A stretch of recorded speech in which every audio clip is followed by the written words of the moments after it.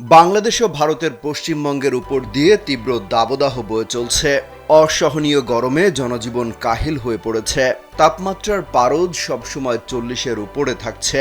ভয়াবহ এই পরিস্থিতির খবর যারা মানুষের কাছে পৌঁছে দিচ্ছেন তারাও রেহাই পাচ্ছেন না। তীব্র গরমের কারণে টিভিতে লাইভ সংবাদ পড়ার মাঝে জ্ঞান হারিয়ে ফেলেছেন একজন সংবাদ পাঠিকা। শনিবার এক প্রতিবেদনে এই তথ্য জানিয়েছে ভারতীয় সংবাদ মাধ্যম হিন্দুস্তান টাইমস। অসুস্থ হয়ে পড়া ওই সংবাদ পাঠিকার নাম লোপামুদ্রা সিনহা।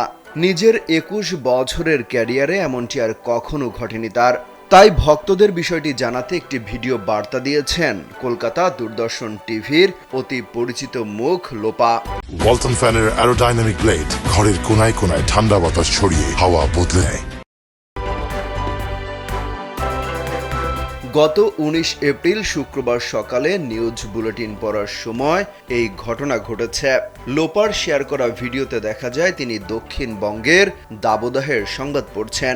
তবে তিনি ঠিকমতো তা পড়তে পারছিলেন না। তার কথা লেগে লেগে আসছিল। এক পর্যায়ে তিনি বেহুশ হয়ে পড়েন। পরে তাকে হাসপাতালে নিয়ে যাওয়া হয়।